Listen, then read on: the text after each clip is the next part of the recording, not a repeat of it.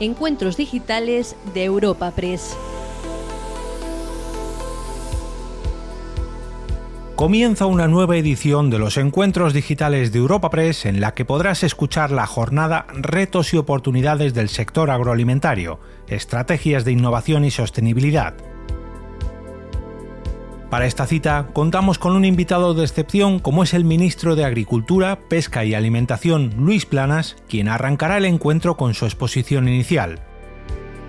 Tras la intervención del ministro, podremos disfrutar de una mesa redonda bajo el título Estrategias de Innovación y Sostenibilidad, con la participación del director general de Sostenibilidad y Desarrollo Agroalimentario del Grupo Cooperativa Cajamar, Roberto García Torrente, el director general de Carpisa Foods, Carlos Quintas, la directora de Planificación Estratégica, Reputación y Sostenibilidad de Mau San Miguel, Beatriz Herrera, el director general del Consejo Regulador de la Denominación de Origen Rioja, José Luis Lapuente, y el director de Asuntos Públicos y Sostenibilidad de Bayer Crop Science, Jordi Arnalte. El panel ha sido moderado y presentado por la directora de Desarrollo de Negocio de Europa Press, Candelas Martín de Caviedes. Este episodio llega a tus oídos gracias al patrocinio de Bayer, Cajamar, Carpisa, Mau San Miguel y Denominación de Origen Rioja. La jornada Retos y oportunidades del sector agroalimentario, estrategias de innovación y sostenibilidad, ha sido inaugurada por el presidente ejecutivo de Europa Press, Asís Martín de Caviedes, a quien podemos escuchar a continuación.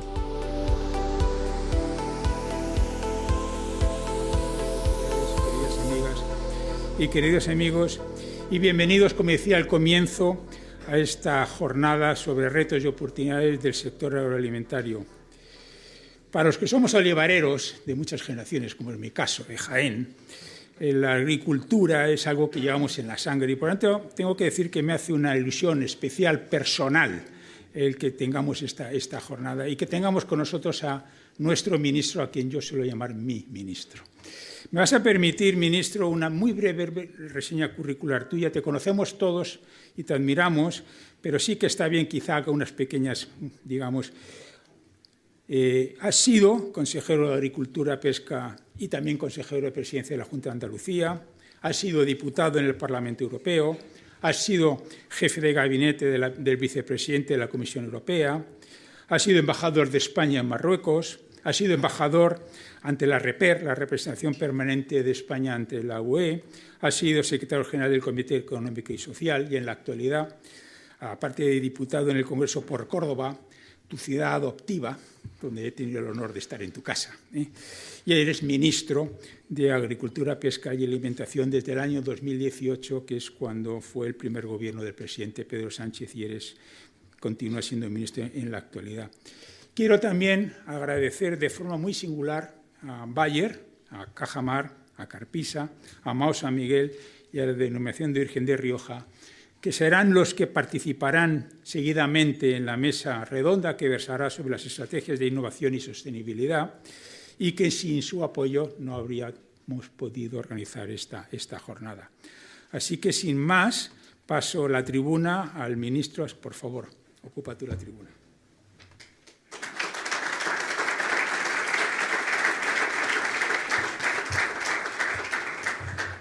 Muy buenos días, señor presidente de Europa Press, querido Asís, autoridades, patrocinadores, señoras y señores. De nuevo, muy buenos días a todos y a todas. Creo que esta jornada es muy interesante por varios motivos.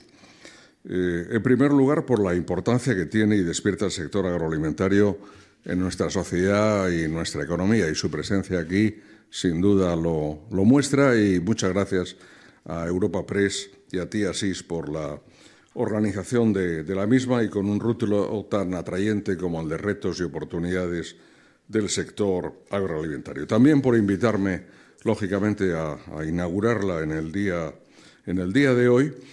Y me gustaría hacer unas reflexiones en un triple plano, en un plano global, en un plano europeo y en un plano nacional de España, ¿no?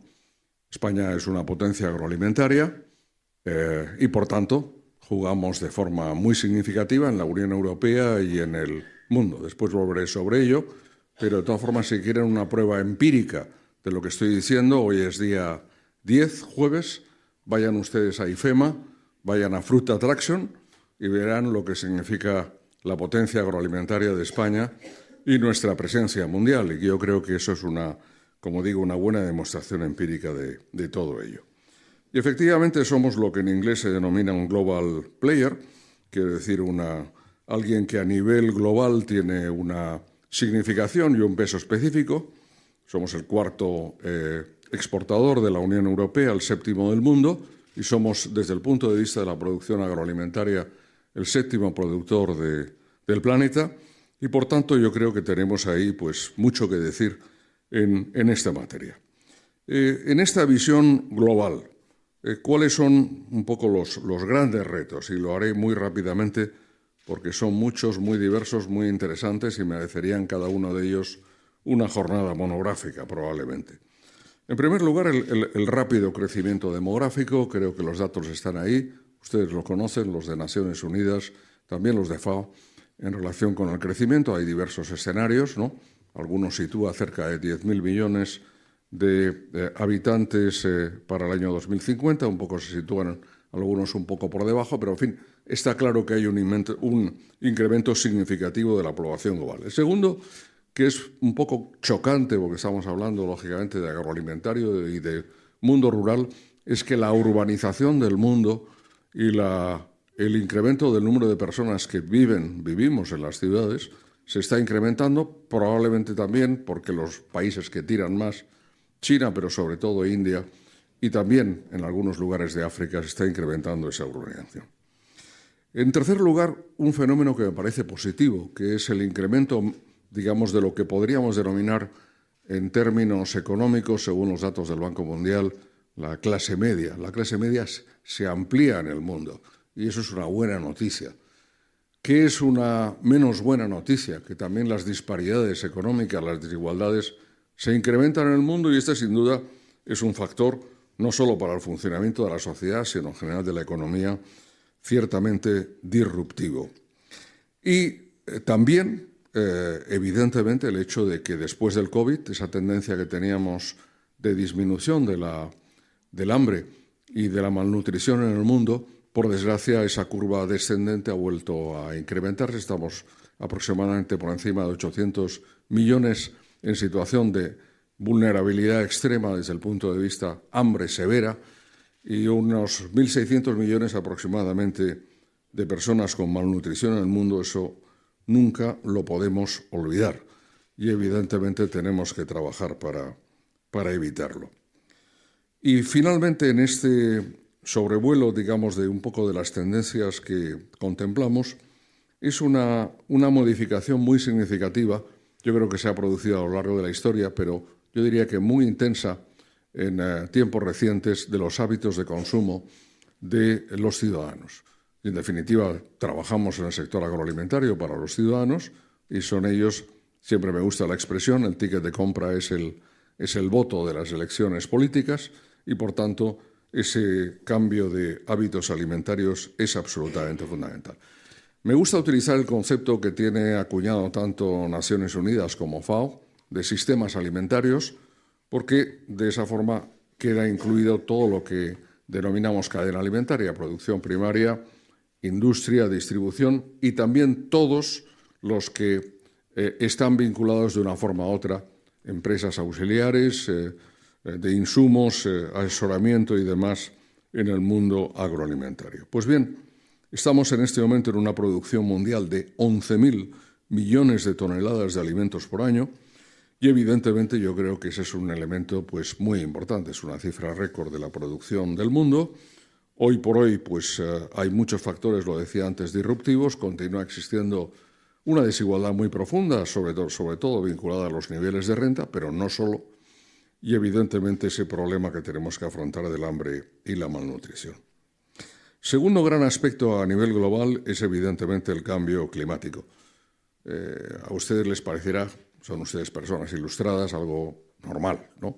Pero es curioso que anteayer tenía un debate de una interpelación en el Senado de España y el interpelante no podía pronunciarme, me interpelaba por la situación de sequía en algunas partes de España, pero durante toda su intervención jamás utilizó la palabra o el término cambio climático, probablemente porque le estaba autoexcluido de su lenguaje político como tal.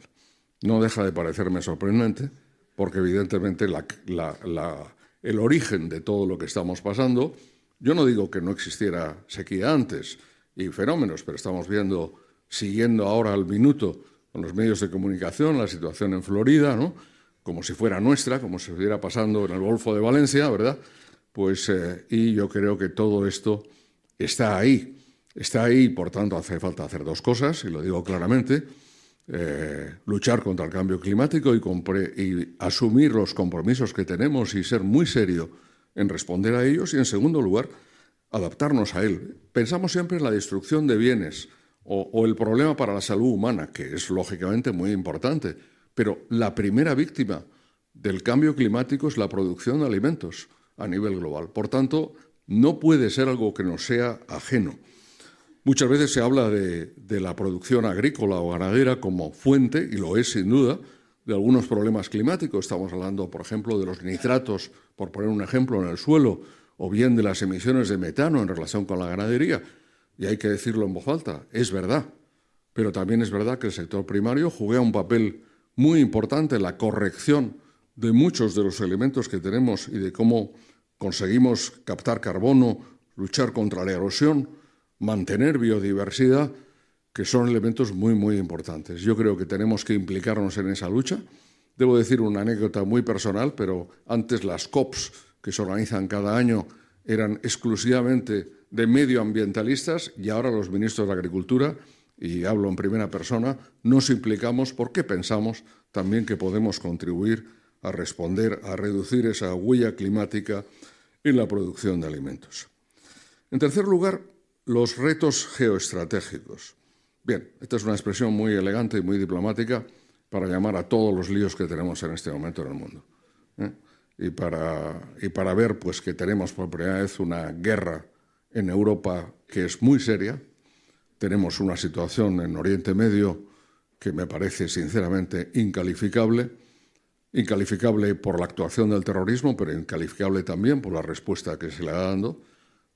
Si creemos, y lo establecimos después de la Segunda Guerra Mundial, un orden internacional basado en reglas, y basado en reglas no solo desde el punto de vista del comercio, sino también del respeto a los derechos humanos, incluso en tiempo de guerra, creo que tenemos una situación donde realmente tendríamos que mirarnos al espejo y reflexionar, y espero que lo hagamos, porque si no, muchos de los aspectos de nuestra sociedad pues, pueden verse alterados de forma muy significativa. Y efectivamente tuvimos la pandemia, tuvimos el COVID, tuvimos la situación post-COVID con la influencia de todo ello, con la buena y mala noticia. La buena noticia que todo funcionó perfectamente desde el punto de vista alimentario, y la mala noticia de que después efectivamente todos los desarreglos producidos en los mercados pues, se incrementaron. A continuación la invasión ilegal de Ucrania por parte de Rusia y las consecuencias en materia de fertilizantes, electricidad, petróleo o gas. En definitiva, y no quiero hacer una enumeración extensa, pero toda una serie de fenómenos que hasta el día de hoy nos someten a un estrés, yo diría, y a una presión, a un test de estrés al conjunto de la producción agroalimentaria. Y, por ejemplo, estamos viendo cómo, yo lo sigo día a día, me interesa mucho. Anteayer hubo un bombardeo ruso en el puerto de Odesa. Ahora no se habla del tema, no se habla de la ruta del Mar Negro, porque los amigos ucranianos han conseguido una vía de salida para su producción que se sitúa desde las pocas victorias significativas que están teniendo frente a Rusia. Han conseguido neutralizar la presencia rusa en el Mar Negro, y sobre todo desde el punto de vista de la circulación de cargueros en algunas zonas próximas a la costa de Rumanía. Y efectivamente estamos ahí, y es un factor muy, muy importante, porque que funcione con normalidad pues es un factor también de aprovisionamiento y de estabilidad de los mercados internacionales muy significativos, ¿no? Y yo creo que ¿Todo eso qué nos muestra? Pues nos muestra que la seguridad alimentaria pues, no es algo que esté establecido para siempre, sino que tiene factores disruptivos y que lo ponen en tela de juicio pues muy importantes. El otro día me preguntaban, justo el día antes de la huelga, que después se suspendió, que quién pensaba yo que eran más peligrosos, los estibadores norteamericanos o los hutis en el Mar Rojo. Y dije que lo segundo, no sabía aún que la huelga se había desconvocado, pero efectivamente podemos ver como un factor una huelga en un gran país como Estados Unidos o la presencia de este grupo que pone en riesgo la navegación por aquella zona, lo está produciendo. ¿Qué significa todo esto? Que tenemos que trabajar activamente por conseguir eso que denominamos la autonomía estratégica abierta de España y de la Unión Europea. España no puede considerarse, y después volveré sobre ello aisladamente, pero como parte de la Unión Europea, como somos los mayores exportadores e importadores mundiales de alimentos, podemos contribuir a ello. Normalmente lo que hacemos en la Unión Europea y también en España es importar materias primas sin procesar y exportamos alimentos elaborados de mayor valor añadido, los cuales nos hace exportadores netos en valor. Pero también es verdad que hay algunos productos de los cuales somos deficitarios, por ejemplo, aceites vegetales, cultivos proteicos, trigo, maíz, oleaginosas, y yo creo que ahí reforzar la autonomía estratégica, que es una cosa muy diferente a la autarquía, evidentemente, y ustedes bien lo saben, es, en mi opinión, absolutamente necesario. Un cuarto aspecto a nivel global es el del comercio de los alimentos, que me parece fundamental. Antes decía que un comercio internacional basado en reglas y evidentemente con el arbitraje de la Organización Mundial de Comercio es, yo creo, uno de los grandes logros de después de la Segunda Guerra Mundial y muy especialmente de los grandes acuerdos comerciales de los años 60 y 70. Y tengo la impresión de que ese sistema está en riesgo y por eso nos tenemos que aferrar, no de forma dogmática, sino como siempre, de forma flexible, negociando lo que tengamos que negociar en relación con todo el sistema que gira en torno a nuestra Organización Mundial de Comercio. Porque un comercio multilateral, transparente, justo y basado en normas es absolutamente necesario. Y quisiera mencionar un tema en particular, lo he hablado varias veces con el secretario de Agricultura de Estados Unidos, Tom Vilsack, que es un buen amigo, y con el cual realmente podemos discutir de estas cosas que habitualmente también discutimos a veces entre los ministros europeos, de la importancia de que los aspectos vinculados al medio ambiente y a la defensa del medio ambiente y a la lucha contra el cambio climático o los relativos al bienestar animal no sean factores que supongan disrupción en el comercio internacional, al contrario, que consigamos que, aunque cada uno tengamos la vía europea, la vía norteamericana u otras para luchar contra este fenómeno global, pues que puedan ser compatibles y, sobre todo, que no originen una guerra o guerras comerciales, como recuerdo, pues a principios de los 90 nos ocurrió cuando lanzamos el mercado único sin fronteras en la Unión Europea. Tuvimos unos años muy difíciles desde el punto de vista de los conflictos comerciales internacionales. Yo creo que todo el mundo está de acuerdo en la agenda de lucha contra el cambio climático y de incremento del bienestar animal, y seríamos capaces, sobre todo los países, digamos, mayores productores y exportadores, de ponernos de acuerdo en relación con ese tema. Y hay un tema que me es muy querido, que ustedes habrán visto mencionado en los últimos días. Tenía alguna, no recuerdo exactamente si era una pregunta en un acto o una pregunta parlamentaria, pero en fin, me he referido a él recientemente, indicando que espero, sinceramente, que en esta legislatura europea, que ahora comienza, en estos 5 años, seamos capaces de insertar en la legislación europea y poner en práctica las denominadas cláusulas espejo, que son un elemento que interesa mucho a nuestros agricultores y ganaderos y creo que es sinceramente de justicia. Es decir, no podemos regular, son elementos de la competencia, pues los costes salariales que pueda tener un país tercero o incluso dentro de la Unión Europea. Si ven ustedes las diferencias entre el coste salarial en un país como Rumanía o como Bulgaria y en otro como España o como Francia y Alemania, pero sí en un elemento muy importante que es la utilización de productos fitosanitarios, que me parece de la mayor importancia. Ahí tenemos que hacer dos cosas. Aún no hemos logrado una mayoría ahí del Parlamento, pero no de los ministros. Tengan ustedes en cuenta que nosotros tenemos una visión de país productor y exportador, pero hay quien la tiene exclusivamente de país comprador y, por tanto, no tenemos aún la mayoría cualificada necesaria en el seno del Consejo.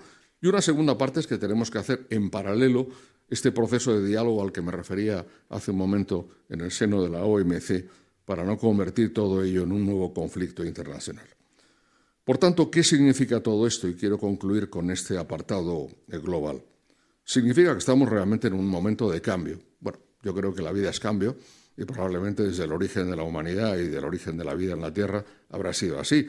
Pero ahora la diferencia es que estamos aquí, que lo pensamos, que reflexionamos en voz alta, que me invita a Europa Press y que estoy aquí con todos ustedes esta mañana y por eso lo podemos hablar así. Y creo que efectivamente este es un tema fundamental. Ante nuevas situaciones, ante nuevos retos, tenemos que ser capaces de dar nuevas respuestas.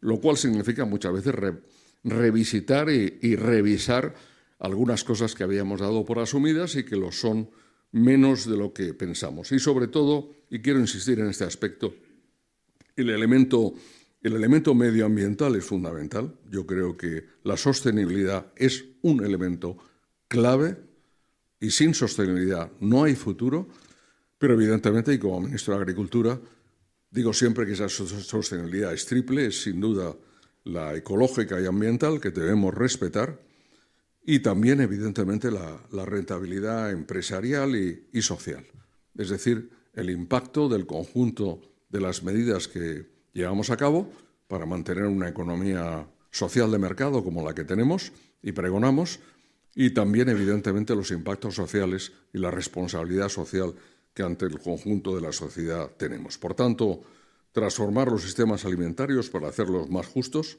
más sostenibles, más saludables y más resilientes. Y yo creo que en eso hay mucha gente que puede colaborar y muchas técnicas, después me referiré brevemente a ello, pero sobre todo yo quisiera hacer una apología, me lo permitirán, del mundo rural, de nuestras comunidades locales y rurales, que son absolutamente fundamentales. Hablamos de nuevas tecnologías, hablamos de cambio social, pero tengámoslo muy claro, es la gente que vive en el campo la que nos alimenta y la que está consiguiendo que esto salga adelante. Por tanto, digo yo siempre que hace falta dos R's. Una es remuneración y la otra es respeto. Y yo creo que tenemos que tener ese respeto y reconocimiento por nuestro mundo rural y por nuestros agricultores, nuestros ganaderos y nuestros pescadores. El segundo plano en que quisiera dirigirme a ustedes esta mañana, me ha dado el presidente de Europa Press unos minutos suplementarios, me ha indicado, y lo digo porque no piensen que soy una persona que me gusta extenderme mucho, más bien suelo ir al grano y suele ser muy breve.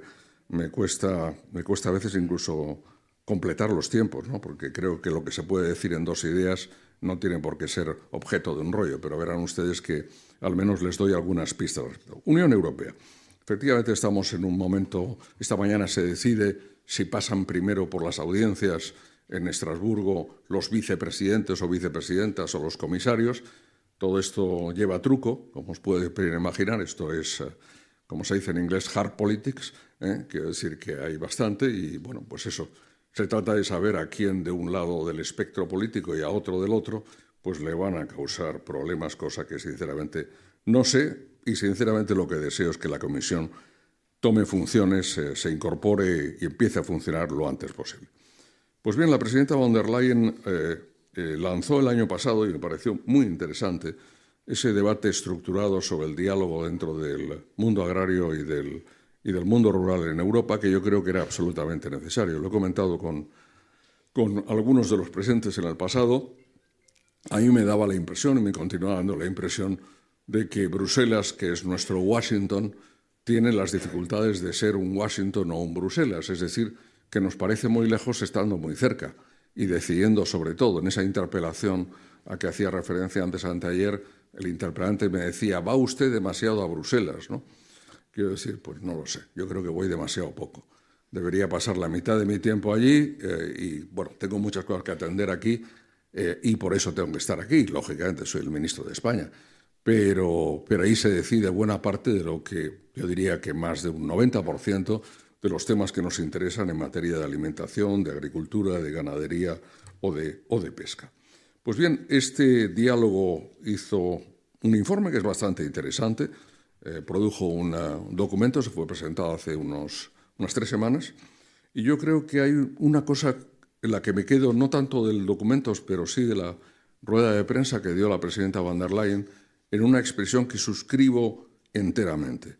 Dijo la presidenta von der Leyen: necesitamos en Europa más diálogo y menos polarización. Estoy totalmente de acuerdo. En el mundo agrario, en el mundo pesquero, en la sociedad en general.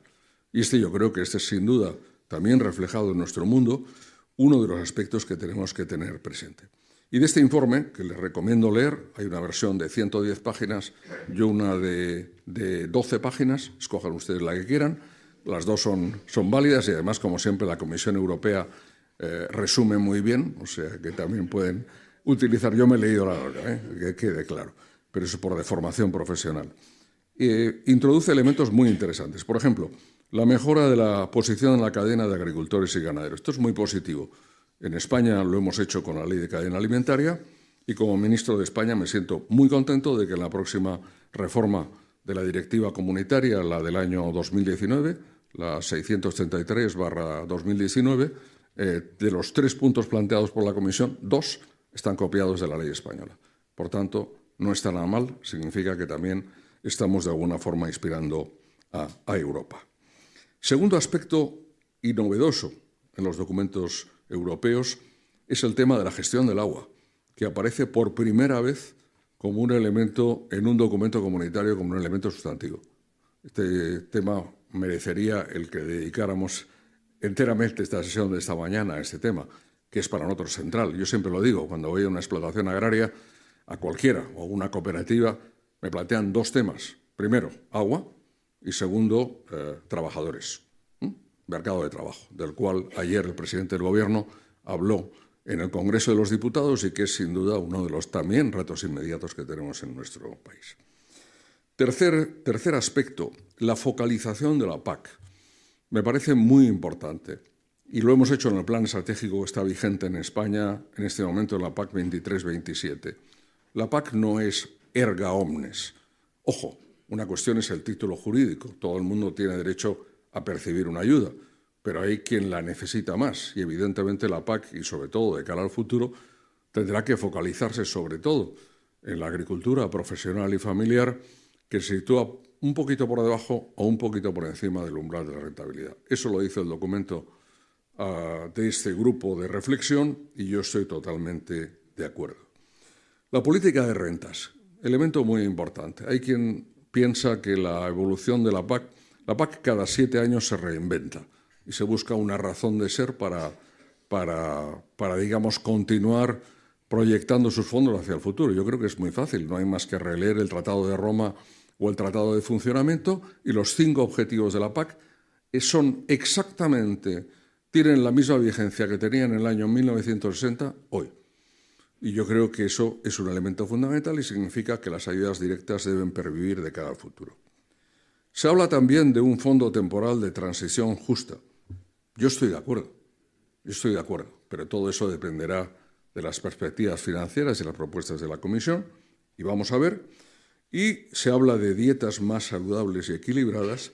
Yo creo que esto es tremendamente importante. Y también es importante los enfoques innovadores de mejora vegetal. Y aquí hablo de un tema al que he dedicado mucho tiempo en los últimos 2 años, y lo voy a continuar dedicando hasta conseguir la aprobación regulatoria por parte de la Unión Europea, que son las nuevas técnicas de edición genética. En Estados Unidos, en Canadá, en Brasil, en China, en Reino Unido, hay regulaciones ya vigentes en relación con las NGTs. NGTs que, por cierto, se aplican incluso a la salud humana, a la sanidad, al tratamiento de los seres humanos, y que por un extraño debate, yo creo que de eso que se llama debates culturales, ¿verdad?, pues En este momento estamos estancados en ese debate sobre la regulación europea. Es verdad que la Comisión Europea lo presentó muy tarde, bajo presidencia española, el día 7 de julio del año 2023. Verán ustedes que tengo buena memoria de los momentos, muy tarde. Nosotros estuvimos a punto, pero no conseguimos la mayoría cualificada para su aprobación. Ahora hay una presidencia húngara que no es partidaria, que no es favorable. Después vendrá una presidencia polaca y después una presidencia danesa. Yo creo que si en menos de un año, año y medio, tenemos aprobado ese tema, es fundamental, porque si no estamos perdiendo todos los días competitividad frente a nuestros rivales directos en la producción agroalimentaria a nivel mundial. Y quiero subrayar que esto no tiene que ver nada con los organismos genéticamente modificados y que yo mismo y todos los que defendemos estas NGTs estamos de acuerdo en no solo la máxima transparencia, sino evidentemente de explicar el contenido y lo que hay detrás en algo que, y hay muchos agrónomos eminentes en esta sala, ha sido prácticamente la historia de la humanidad desde el Neolítico para acá. Y también la agricultura de precisión, que es otro elemento muy, muy importante. Concluyo este apartado europeo. Habrá una nueva comisión y esta misma semana leía en varios medios de comunicación españoles, particularmente se hizo eco La Vanguardia, El País, también Financial Times, en la prensa internacional, sobre las ideas financieras de la nueva comisión. Subrayo que este va a ser mi primer comentario público sobre esta materia y no voy a ir más allá de lo que voy a decir esta mañana aquí en relación con el tema. La Comisión Europea está trabajando y pensando, ahí afortunadamente hay una pléyade de excelentes funcionarios trabajando para la Unión Europea y su obligación es evidentemente, y su trabajo, presentarle a la nueva comisión, a la presidenta y a los nuevos comisarios, opciones, papeles de opciones, lo que todos denominamos un papel de opciones. Ahí el estatuto del documento más sencillo técnicamente en la comisión se llama un documento de trabajo de los servicios de la comisión. Y efectivamente hay un documento de trabajo sobre los servicios de la comisión sobre el futuro de la financiación de la Unión Europea, que es uno de los temas clave post-2027. ¿Por qué nos interesa a nosotros? Porque en ese documento aparece una orientación que quisiera vincular el futuro de los fondos europeos a un modelo tipo Next Generation EU, es decir, Fondo de Recuperación, Transformación y Resiliencia, donde los Estados miembros diseñamos un plan nacional que es aprobado por Bruselas dentro de unos parámetros y a continuación tenemos que justificar el cumplimiento de unos hitos para recibir unos fondos determinados. Creo sinceramente, primero, que no hay una comunicación formal, por tanto una propuesta de la Comisión, por tanto lo que les digo no va más allá de cultura general. Es decir, no es ningún pronunciamiento político y yo desde luego no voy a hacer ningún pronunciamiento político hasta que haya una propuesta formal de la Comisión.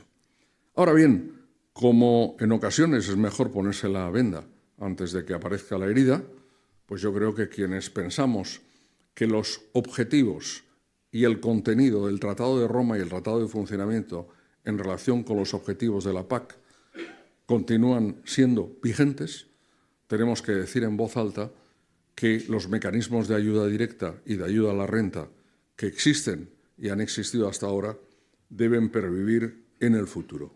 ¿Es posible cumplirlos con esa nueva aproximación? Bueno, está por ver. Pero sobre todo hay un aspecto que quisiera subrayar. No debemos perder el carácter de política europea de la política agrícola común. Hay una cosa muy curiosa en el Tratado de Lisboa, conozco bien porque estaba en Bruselas en aquel momento y conozco los intríngulis de su negociación. La política pesquera la PCC es política pesquera común, sin más. En cambio, la política agrícola está definida como una política compartida entre la Unión y los Estados miembros. Esto ocurrió cuando es probablemente la política más europea y más antigua de las políticas europeas. Ocurrió porque en aquellos momentos estaba un país muy importante, Alemania, empujando en favor de un modelo de cofinanciación europea nacional de la política agrícola común. Y ese elemento jurídico institucional aparece ahí. Pero seamos claros, Esta es una política europea y debe continuar siendo una política europea. Yo acepté el modelo, aceptamos el modelo del último periodo, es decir, los Estados miembros redactamos en acuerdo en el caso de España, que es más complicado hacer un acuerdo entre el Gobierno de España y las 17 comunidades autónomas a veces que los 27 miembros de la Unión Europea en Bruselas o en Luxemburgo. Conseguimos un acuerdo y estoy muy contento de que sea así en julio del año 21 y ahora este año en la revisión, en julio del año 2024, unánime. Gobierno de España, comunidades autónomas, para diseñar las intervenciones. Ahora bien, renacionalizar los esquemas de la política agrícola común, en mi opinión, no es una buena aproximación. Ojo, no digo que sea la que la Comisión va a tomar, ni mucho menos. Pero está bien que alcemos nuestra voz conjuntamente, organizaciones agrarias, sector agroalimentario y todos los que estamos interesados para decir, por este camino no se va a donde queremos ir, que es a preservar nuestro mundo rural, a mantener una renta digna para nuestros agricultores y ganaderos, a tener un sector agroalimentario pujante y hacer frente a esos retos que enunciaba hace un momento. Tercer y último aspecto, e intentaré ir un poco rápido para resumir, es evidentemente pues, lo que más nos interesa a España. Y España es, lo decía al principio, una potencia agroalimentaria. Somos una potencia agroalimentaria. Cuando se viaja fuera, y tengo la fortuna de hacerlo como ministro del Gobierno de España, y ustedes lo saben bien, hay en esta sala muchos exportadores, uno se da cuenta de lo que pesa cuando sale, cuando pasa el Pirineo, ¿verdad?, en Europa o se va a otro continente, y yo creo que tenemos que continuar efectivamente trabajando en este sentido. Y si quisieran sacar alguna idea, que no sé si las hay, de mis palabras de esta mañana, o un mensaje, es que tenemos evidentemente un mercado interior en España muy significativo al cual abastecemos, esos 48,5 millones de habitantes, más de 90 millones de visitantes, más la exportación agroalimentaria en los últimos 12 meses de 73.000 millones de euros, pero que dentro de este contexto creo que no hemos agotado en modo alguno las posibilidades de conquista de nuevos mercados y de ampliación de nuestra exportación agroalimentaria. No hemos tocado techo.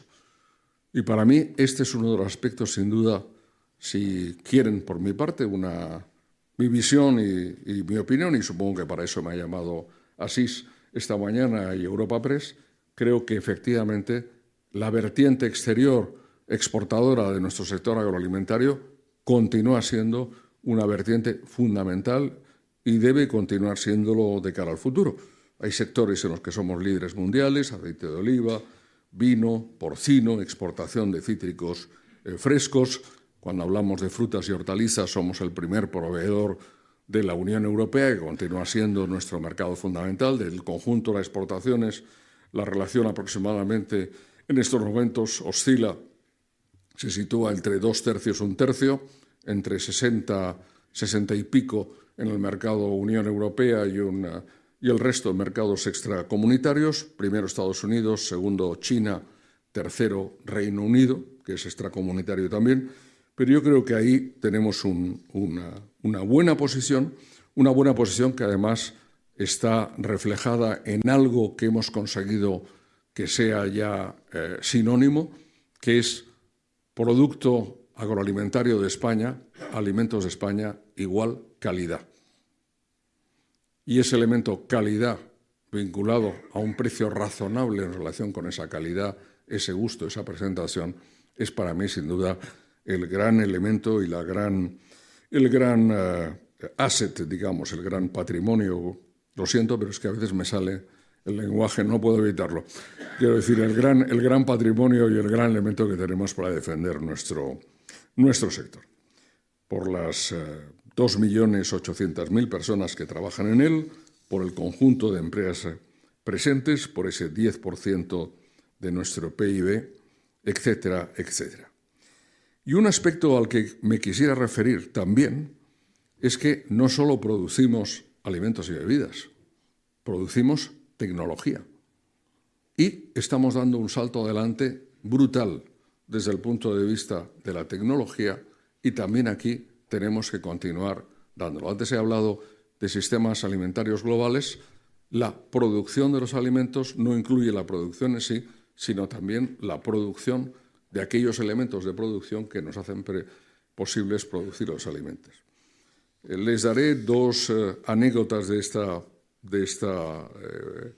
semana, ¿no?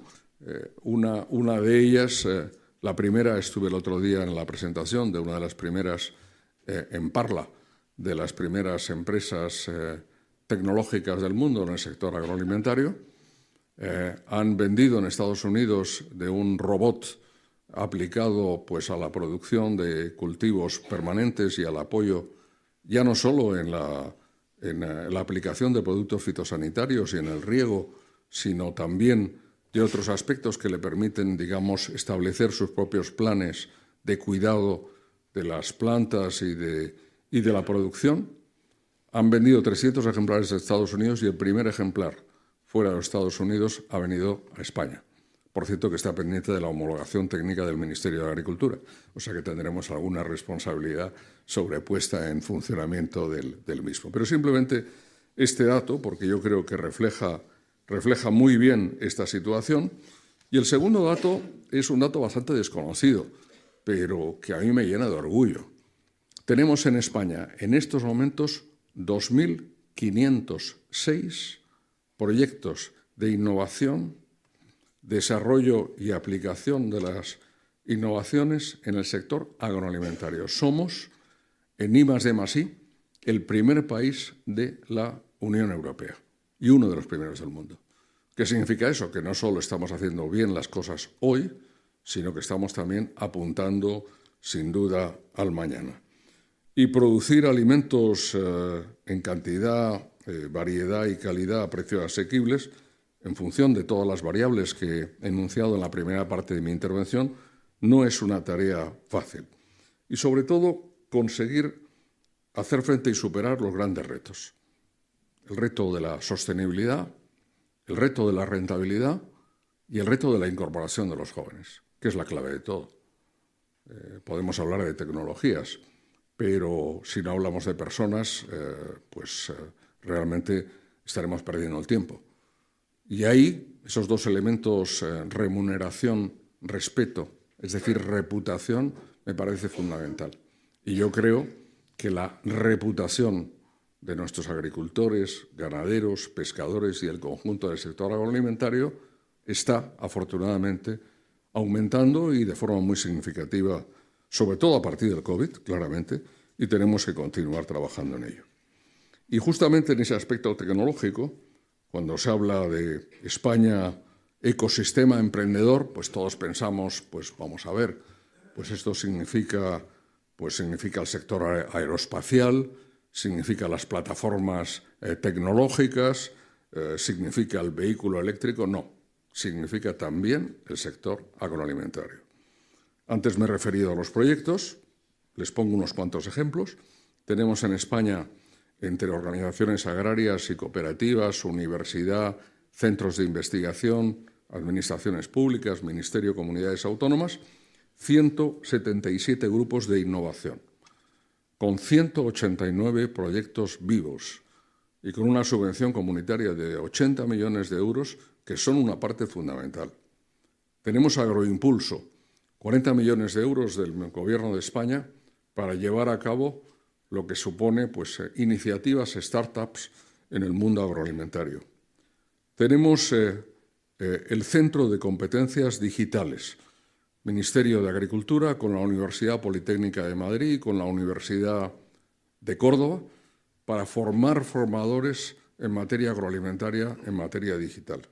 Tenemos, y les invito a visitarlo, la Vega Innova, aquí en San Fernando de Henares, que es nuestro gran hub digital y donde acogemos startups y estamos desarrollando las nuevas tecnologías. Y tenemos nada más y nada menos que 700 explotaciones que se han beneficiado de los fondos Next Generation EU, del Plan de Transformación y Resiliencia, Reforma y Resiliencia, por importe de 445 millones de euros, la mitad de ellos aportación de fondos europeos. Por tanto, un conjunto de aproximadamente sector privado, sector público, más de 900 millones de euros, casi llegando a los 1.000 millones de euros anuales que estamos invirtiendo en I+D+I. Yo creo que este es un dato muy importante. Lo quisiera subrayar porque creo que todo esto nos da una perspectiva de futuro y evidentemente nos da un cierto optimismo ante todos estos grandes retos que me he enunciado al principio y que pueden dar la impresión de ser infranqueables. Yo no lo pienso así. Yo soy un optimista, digamos, más bien de la escuela Montaigne, ¿no? Quiero decir, con un gran sentido y pegado a tierra. Pero creo que donde hay un problema hay una solución posible. Y, por tanto, donde hay un tema que tenemos que resolver, hemos estado en la historia de la humanidad, hemos conseguido superar cada uno de los retos que hemos tenido en nuestro país. Y concluiré, y esta invitación de Europa Press me lo permite, para hablar una vez más, lo vengo haciendo desde el mes de julio, sobre la Estrategia Nacional de Alimentación, que es donde pensamos declinar, poner en concreto, pues un poco los temas de los cuales les he hablado esta mañana aquí en esta intervención pública. No para dar respuesta a todo. Tenemos preguntas y a veces no tenemos aún la respuesta, pero la respuesta la tenemos que también ser capaces de dar y responder, pues evidentemente trabajando juntos. Porque las respuestas son, en ocasiones, respuestas técnicas, pero también, y es ese valor que le doy al diálogo y a la cooperación, tienen que ser respuestas sociales. Encontrar la solución es labor, sin duda, de investigadores y de científicos, pero también, y hablo como político, como miembro del Gobierno de España, es la nuestra y la de todo el conjunto de todos los actores y representantes del sector, hacer viable que esa respuesta técnica tenga después una traslación económica y social. Y lo queremos hacer porque en ese documento de la Comisión Europea que va a presentarse en los primeros 100 días de esta nueva Comisión von der Leyen II, queremos que el documento español suponga una aportación a ese debate. Lo digo siempre y lo repetiré. A Bruselas hay que ir siempre con un papel en la mano y con unas propuestas, por supuesto en español y en inglés. Y a partir de ahí, el que pone sobre la mesa el primer papel tiene ya el 50% de las posibilidades de dejar su huella en el resultado final. Esa es un tip, una técnica de trabajo, pero sobre todo también es una orientación y es la del Gobierno de España.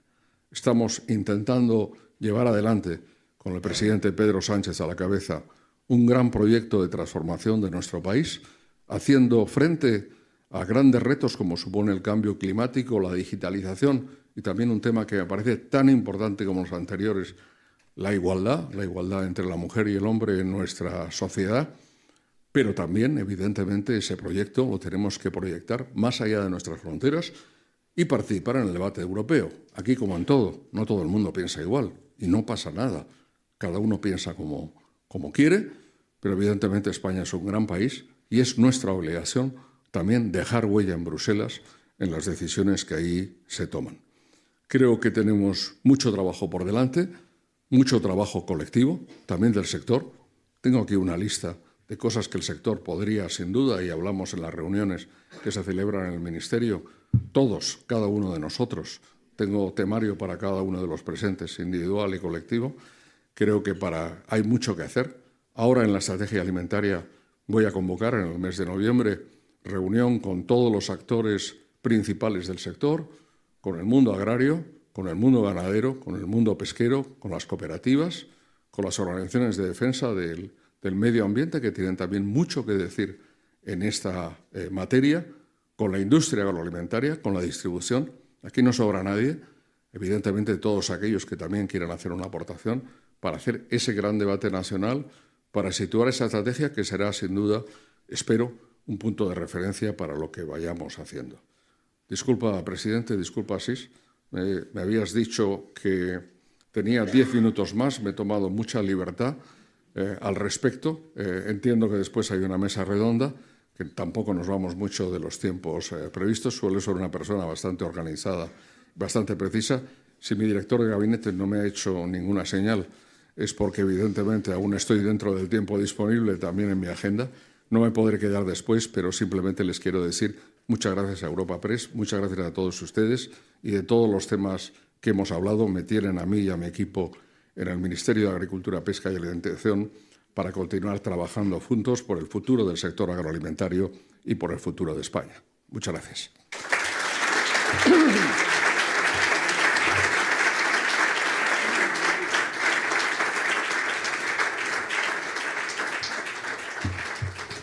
Pues darles gracias al ministro por su intervención, en la que ha resaltado la importancia de este sector, cómo España es la potencia agroalimentaria, así como un análisis profundo de sus retos y cómo se están gestionando a nivel global, europeo y español. Vamos a dar comienzo ahora a la mesa de diálogo en la que vamos a continuar reflexionando sobre las oportunidades del sector. Un sector que, como bien ha mencionado el ministro, se enfrenta a desafíos como el cambio climático, fenómenos meteorológicos cada vez más adversos, pero que también el sector produce esa tecnología, está en ese proceso de transformación y modernización que es bien relevante. Y para eso tenemos esta mesa, para seguir analizando los factores claves para impulsar la competitividad y la sostenibilidad del sector. Sostenibilidad que, como ha dicho el ministro, es sostenibilidad económica, social y medioambiental. Y para ello, qué mejor panel, que tenemos representantes del sector desde muchos ámbitos, que yo creo que va a permitir un interesante debate. Os iba a presentar para que fuerais subiendo a la mesa, pero habéis sido mucho más rápidos y diligentes, así que ya simplemente os voy a ir nombrando. Tenemos de izquierda a derecha Roberto García Torrente, director general de Sostenibilidad y Desarrollo Agroalimentario del Grupo Cooperativo Cajamar. Carlos Quinta, director general de Carpisa Foods. Beatriz Herrera, directora de Planificación Estratégica, Reputación y Sostenibilidad de Mau San Miguel. José Luis Lapuente, director general del Consejo Regulador de la Denominación de Origen Calificada Rioja. Y Jordi Arnalte, director de Asuntos Públicos y Sostenibilidad de Bayer Crop Science. Pues muchas gracias a vosotros por participar y ahora vamos a comenzar la mesa de diálogo. Pues la verdad que después de este análisis que nos ha hecho el ministro nos pone muy en punto de salida para seguir reflexionando sobre estos retos y desafíos del sector. Muchos ya los ha adelantado el ministro, pero me gustaría poner foco en ellos. Él ha hablado de tecnología mucho, que también me gustará, así que bueno, vamos a ir comenzando. Yo quería preguntarte a ti, Roberto, un poco cómo lo veis, ¿no? Que vosotros como entidad financiera participáis en muchos de los procesos, tenéis una visión interesante también del sector. ¿Dónde veis que deberían darse los pasos para avanzar en esta sostenibilidad, en esta innovación, en seguir apuntalando esta tecnología? Sí, bueno, buenos días y antes de nada pues agradeceros que nos hayáis dado la oportunidad de participar en esta mesa redonda, ¿no? Bueno, nosotros somos una entidad financiera, pero siempre hemos tenido un vínculo muy estrecho con el sector agroalimentario. De hecho, prácticamente desde nuestro origen, poco nos sentíamos como un instrumento, una herramienta a disposición del sector pues, para ayudarle a avanzar, ¿no?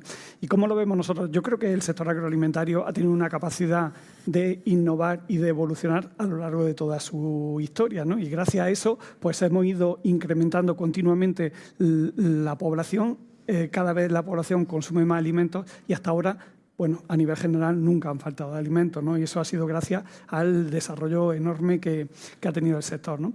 Y bueno, y eso yo creo que ya existe una cierta dinámica de generar innovación para producir, para mejorar los rendimientos, para mejorar los resultados productivos, ¿no? Pero creo que desde hace relativamente poco tiempo hay otra variable que se está introduciendo en el sector agroalimentario y que, bueno, hay un bastante interés o presión, depende de cómo lo queramos ver, para que el sector agroalimentario no solo satisfaga las necesidades de alimentos de la población, sino que además sea un factor fundamental en la lucha contra el cambio climático, en hacer que seamos todos más sostenibles, ¿no?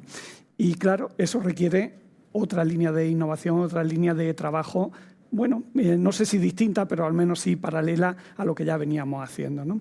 Y bueno, y ahora pues yo creo que todas las empresas y algunas de las que estén aquí pues lo pueden corroborar, ¿no? Es uno de los también de las variables que se introducen en todos los procesos de innovación, ¿no? De que ya no solo queremos producir más, sino queremos producirlo de la mejor forma posible, es decir, pues utilizando la menor cantidad de recursos posibles. Y también, bueno, el sector agroalimentario tiene un elemento diferencial con respecto a todos los demás sectores, y es el único que tiene capacidad de fijar CO2, ¿no? Y entonces en todos los procesos productivos pues también habrá que tenerlo en cuenta, ¿no?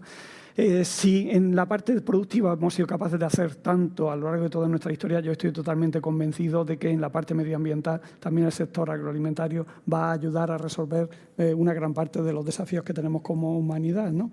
Pero claro, creo que para poder hacerlo necesitamos un poco de tiempo. No podemos exigirle resultados inmediatos, porque para poder innovar, pues primero hay que invertir en investigación más básica, después hay que todo eso trasladarlo a productos que sean utilizables por los usuarios. Y finalmente hay que tener en cuenta que el sector agroalimentario está compuesto por muchos pequeños y medianos agricultores a los cuales hay que formar en estas nuevas necesidades que tenemos, ¿no? Y todo eso pues requiere un tiempo, y requiere también pues que por parte de todos los que de una u otra forma estamos vinculados al sector agroalimentario, pues apoyemos el proceso para hacerlo de la forma más rápida y amplia posible.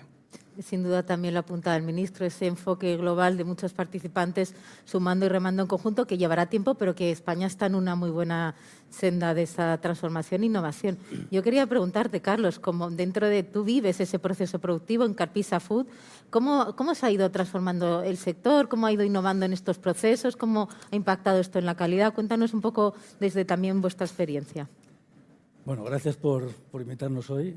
Carpisa Foods es una empresa transformadora cárnica, principalmente de vacuno, y hablas de la calidad, y la calidad hace no mucho tiempo era pues la seguridad alimentaria, que el alimento estuviese bueno, y la calidad hoy en día es una cosa muchísimo más amplia, por el clamor social que hay en este momento. La calidad hoy en día es que la alimentación tiene que ser segura, tiene que estar rica, por supuesto, pero tiene que ser fabricada de una manera o producida de una manera sostenible, respetuosa con el medio ambiente. Eso es lo que es hoy en día la calidad. Es algo muchísimo más amplio. En Carpisa tenemos casi 20 personas en el departamento de calidad. Es el que más ha crecido en los últimos años, porque tenemos que asegurarnos no solo de la calidad tradicional, sino que cumplimos con la normativa que hay hoy, que es muy exigente, la legal, pero también las exigencias de nuestros clientes y sobre todo la de nuestros consumidores. Y eso es muy complicado. ¿Y cómo lo estamos haciendo? Pues yo creo que toda la industria alimentaria está comprometida con los nuevos valores. Llevamos mucho tiempo, muchos años, invirtiendo en mejorar nuestros procesos. En el 2023, Carpisa redujo en más de 400 toneladas nuestras emisiones de CO2. Tenemos un grado de autogeneración del 15%, y somos una empresa que consume mucha energía. En una nueva planta que tenemos en Ciudad Rodrigo es el 33%. O sea, invertimos en el 2023 casi 1 millón de euros solamente en generación fotovoltaica, pero estamos ahora invirtiendo 1,5 millones de euros en adaptar todos nuestros procesos, nuestras máquinas, nuestros sistemas a reducir el consumo energético, que es mucho más complicado, porque al final poner una placa pues es relativamente sencillo, pero ir cambiando tu tecnología para hacerte más eficiente, eso es muchísimo más difícil. Y eso es lo que es hoy la calidad, y es lo que hay, a lo que nos tenemos que adaptar. Es un esfuerzo bien importante que ha hecho el sector, y que además me gusta que en esta jornada lo pongamos en valor, lo visibilicemos, como esa exigencia y cómo el sector ha ido adaptando con tecnología, con cambio de procesos, con inversión. Y yo veía, Beatriz, que mientras hablaba Carlos ibas asintiendo, ¿no? Yo imagino que será un proceso parecido que habréis vivido, Mau, en lo que supone cumplir con estas exigencias, estos nuevos compromisos. Cuéntanos cómo lo ves, cómo ves que se está transformando, qué papel tiene la innovación, cómo lo estáis viviendo. Bueno, yo creo que también me sumo a las felicitaciones. Muchas gracias al equipo de Europa Press. creo que estamos viviendo un momento de transformación único vinculado con los temas de sostenibilidad y creo que lo que nos está acelerando, lo que nos lleva a las compañías es a tener una estrategia en la que el negocio incorpora la sostenibilidad como una palanca de transformación, de innovación y de competitividad. Es decir, está integrado en el día a día y en la toma de decisiones de la compañía. No es un plan aparte y no es un plan de imagen y de comunicación. Es un plan de gestión y de cambio en el modelo empresarial. Si tuviese que decir, y ahí destaco mucho lo que ha dicho el ministro en el sector agroalimentario, nosotros formamos parte de una gran cadena, Mau San Miguel y también, me aventuro a decir, el sector cervecero en España, trabajamos todo hacia lo mismo y nos preocupan tres cosas: el progreso y el desarrollo socioeconómico, y ahí hablamos de las cadenas de valor, de cómo trabajamos con los agricultores, de cómo trabajamos con los proveedores y cómo nos apoyamos en este proceso. Al final somos las compañías cerveceras, en este caso Mau San Miguel, tenemos una capilaridad increíble a nivel nacional, estamos presentes en el último pueblo de España y tenemos ahí una gran responsabilidad en toda esa cadena de valor. Por supuesto, la neutralidad de carbono. Todos estamos mirando esa neutralidad de carbono y adelantándonos todavía más a lo que marca la regulación. Las compañías estamos dando un paso más allá y estamos intentando avanzar en este camino. En nuestro caso queremos ser carbon neutral en el año 2030, con el reto que eso conlleva, pero también estamos trabajando grandísimos retos como la circularidad de los envases y el packaging, por ejemplo, que nos marca Europa y que ya eso es un grandísimo reto el poder llegar a los tiempos que se nos plantean. Y por último, yo creo que también desde Mau San Miguel y también me aventuro a decir que desde el sector estamos trabajando muchísimo en el consumo consciente, responsable y en un etiquetado transparente para que llegue al consumidor y que pueda tomar la mejor decisión de compra. Estos yo creo que son los tres grandes retos, el cómo lo estamos abordando y bueno, pues nos quedan unos años muy intensos de transformación, de innovación, no hay una única solución, estamos aprendiendo en el camino.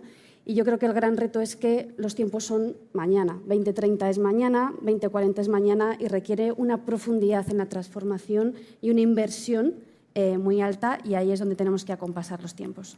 Sin duda los desafíos son amplios, pero se están poniendo las bases. Has mencionado cosas que me gustaría luego profundizar, que es el impacto que tiene y cómo se vertebra desarrollo rural y cómo todo esto tiene. Pero voy a terminar esta primera ronda. Le quería preguntar a José Luis. Ha destacado el ministro tres segmentos. Uno ha sido el vuestro, la producción del vino, pero más allá de eso ha sufrido una importante transformación. ¿Cómo lo habéis vivido? ¿Cómo veis que esta innovación puede haber mejorado la calidad, la nueva tecnología, inteligencia artificial? Bueno, cuéntanos un poco este tema de cómo se transforma un sector que ha sido tradicional en España, pero que se está modernizando mucho.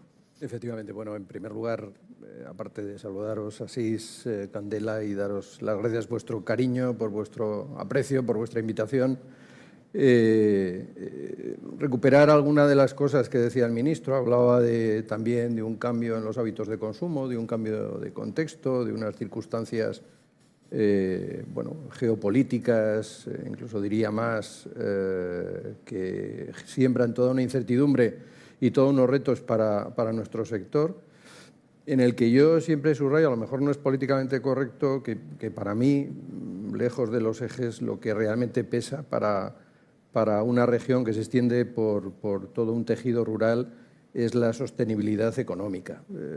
La medioambiental, evidentemente, va a ser un input necesario, pero lo que es importante es que el proyecto sea perdurable, tenga futuro, y ese proyecto está afrontando un contexto complejo, difícil, al que se añade incluso, y ojalá luego tengamos oportunidad de hablar de ello, la demonización de nuestro producto. Ha citado varias veces el ministro a Bruselas.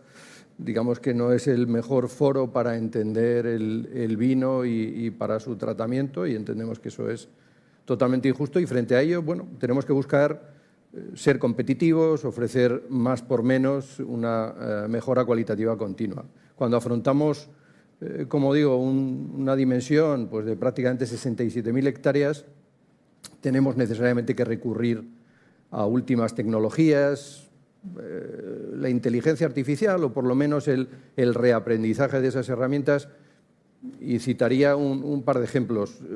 El cambio climático, que más allá evidentemente de contribuir a mitigarlo, hay que también contribuir a defendernos de él.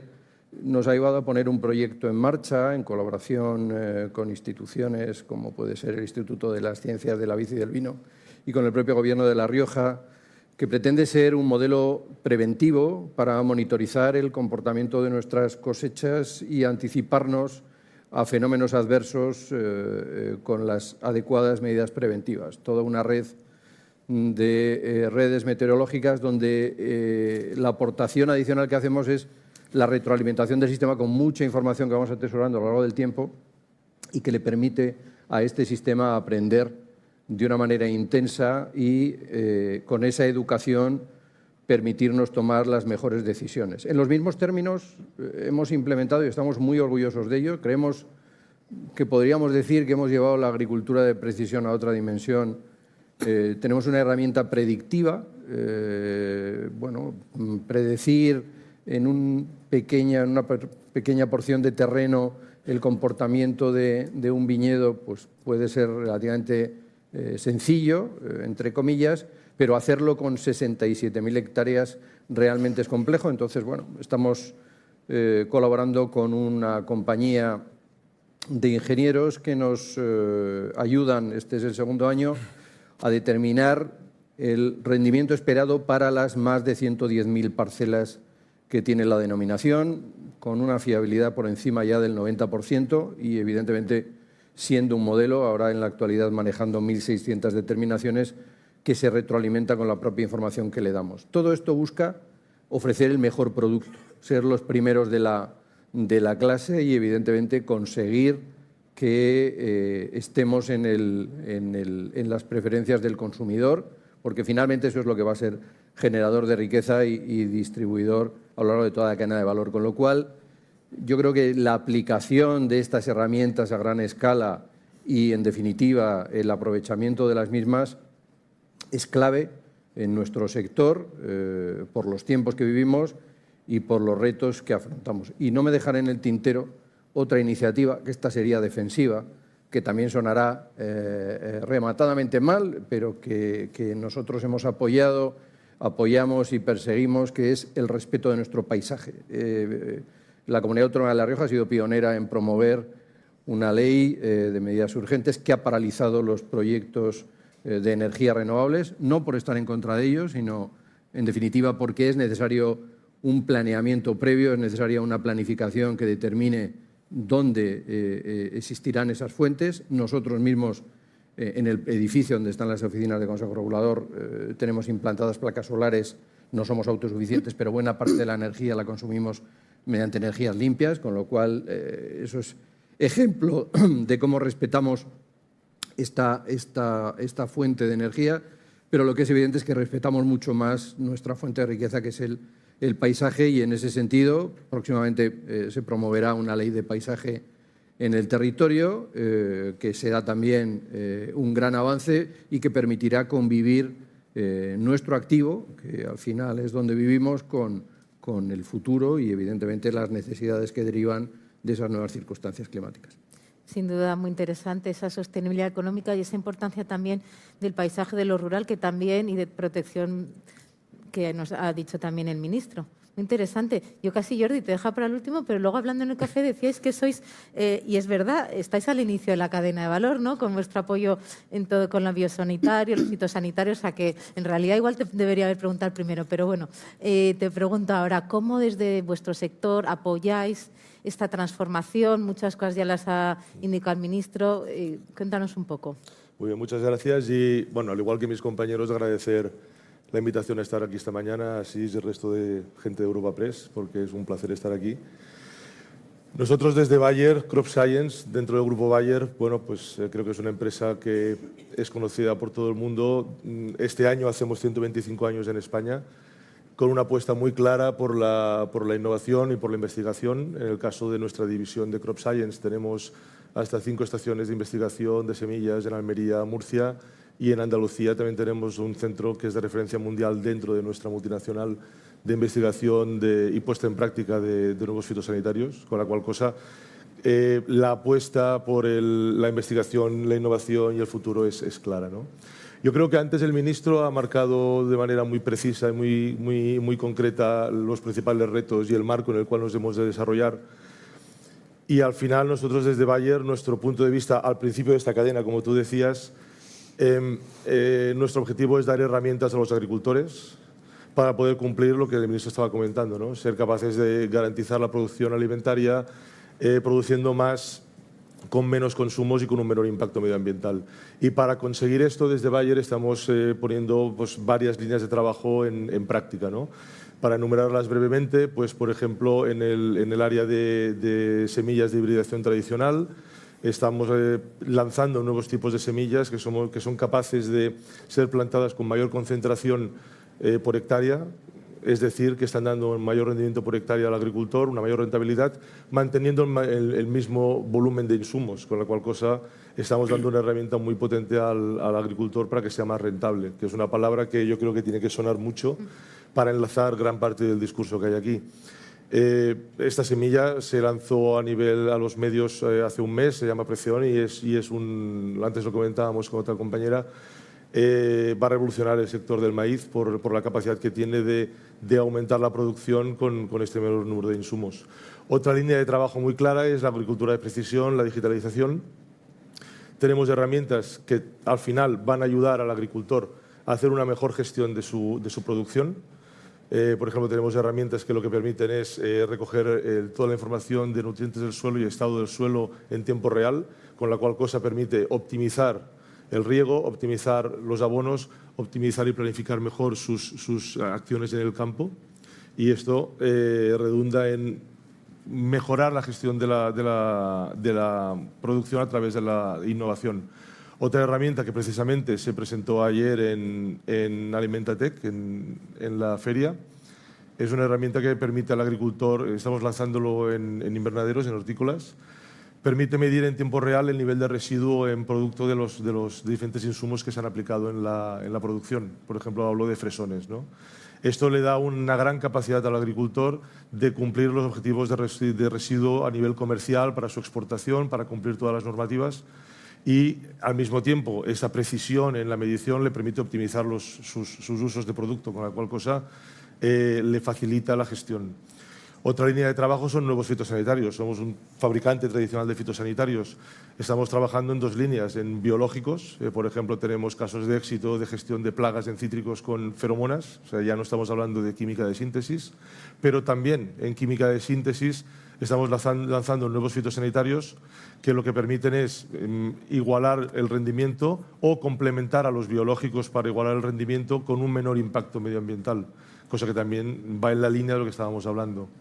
Y finalmente, y me gusta decirlo al final porque quiero remarcar la importancia que tiene, estamos ayudando al fomento de técnicas de agricultura regenerativa en el sector. O sea, por ejemplo, la semana pasada tuvimos la fortuna de estar pues, con los compañeros de UPA en nuestro centro en Andalucía, con 130 agricultores jóvenes, trabajando en nuevas tecnologías, nuevos métodos, donde les explicábamos todo lo que yo estaba diciendo ahora, explicado en la práctica, además de metodología de agricultura regenerativa, es decir, cuidar el suelo, reducir la emisión de CO2, fijar los nutrientes en el suelo, favorecer la biodiversidad del suelo, el sembrado sin roturado, y son todo de tecnologías que lo que queremos es fomentar porque es un complemento a la forma de trabajar del agricultor. Creemos que el futuro va por aquí y permiten al agricultor, con todas estas herramientas, de estar a la punta de tecnología para ser capaces de, lo que decíamos al principio, y con esto lo cierro, ¿no?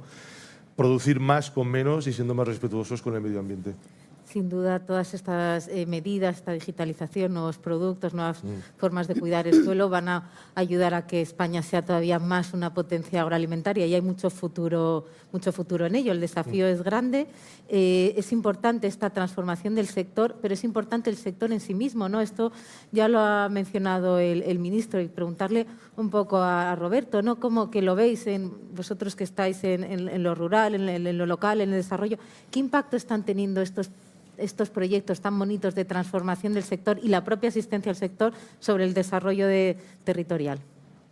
Bueno, yo creo que está claro que prácticamente todas las zonas rurales son productoras de alimentos, pero no todas las zonas rurales pues tienen el mismo nivel de desarrollo, ¿no? Y yo creo que hay dos factores fundamentales que influyen a que el impacto que puede tener el sector agrario sea mayor sobre un determinado territorio. Y esos dos factores son, en primer lugar, el agua. Las 5 provincias españolas que su producción está más orientada al regadío emplean más trabajadores que el resto de las provincias españolas juntas, lo cual eso es un claro indicador de que regadío es sinónimo de mayor producción y sobre todo mayor empleo. Y el otro factor importante es que, bueno, yo creo que ya se ha hablado mucho a lo largo de toda esta mañana, el sector agroalimentario hay que considerarlo como un complejo, como un sistema, como una cadena, ¿no? Y aquellas zonas en las que se limitan solo a realizar la actividad primaria, pues el valor que generan es mucho menor. En aquellas zonas donde se lleva a cabo todos los procesos, o bien de transformación o bien de generación de tecnologías, son las que al final pues, tienen un mayor impacto económico. A mí siempre me gusta poner algunos ejemplos que nos permiten verlo bien y además algunos ejemplos de esas zonas rurales o de esa España en la que las zonas rurales están más despobladas, ¿no? Por ejemplo, en Castilla y León, ¿qué sería de Aguilar de Campoo si no existiese toda la industria de transformación del cereal en galletas, ¿no? ¿O qué sería de la propia Rioja si no existiese pues, todas las bodegas que ayudan a poner en valor la producción de la vid, ¿no? O en Andalucía, ¿qué sería del Valle de los Pedroches si no existiese COVAP, que ha sido capaz de transformar toda una producción ganadera que inicialmente era casi que marginal, ¿no? Entonces, y en el lado de los insumos o de la generación de nuevas tecnologías, pues yo soy de Almería, ¿no? Y yo creo que va a llegar un día en el que Almería genere mucha más riqueza, mucho más empleo, todas las empresas que están generando tecnología que la producción de hortalizas, ¿no? Entonces, yo creo que el sector agroalimentario tiene una capacidad de transformar los territorios, es una alternativa para las zonas rurales, pero siempre y cuando no nos dediquemos solo a producir la materia prima, sino que llevemos a cabo o la transformación de la misma o invirtamos en generar nuevas tecnologías. Y Carlos, tú escuchando esto, dices, esto es lo que he hecho yo, ¿no? Que vosotros estáis desde Carpisa y ocupando cada vez más partes de la cadena de valor y tenéis esa experiencia en Castilla-La Mancha. Yo creo que tú escuchando dices, está hablando de mi experiencia, ¿no? Sí, nosotros tenemos una planta en Madrid donde procesamos aproximadamente 25.000 toneladas de carne, principalmente de vacuno. Y hace un par de años adquirimos una planta que estaba cerrada, en la que hemos invertido 10 millones de euros en Ciudad Rodrigo, casi en la frontera con Portugal, en Salamanca, que es una de las zonas que has mencionado. Bueno, pues eso es mucho dinero para invertir en esa región. Tenemos ya 60 empleos directos, más todos los indirectos que hemos generado con esa inversión. Pero más que eso, de la cantidad que mencionaba antes que procesamos en Carpisa, pues ya más de la cuarta parte viene de allí. Es decir, que nos estamos suministrando localmente, ahorrando el transporte, acercándonos al ganadero y llevando riqueza que antes estaría aquí a esa zona que lo necesita tanto, ¿no? O sea que es, yo creo que un ejemplo, y además es la planta más moderna que hay ahí, es la que mencioné antes, que tiene ya un 33% de autoconsumo.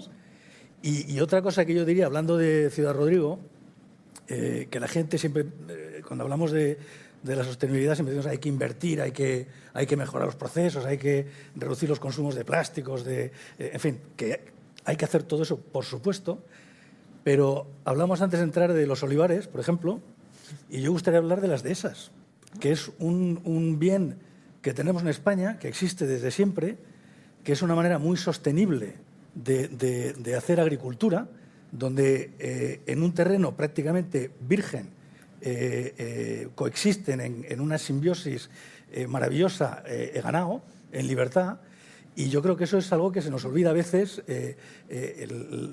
los aspectos tradicionales que tenemos en España, que ya son sostenibles y que también hay que apoyar.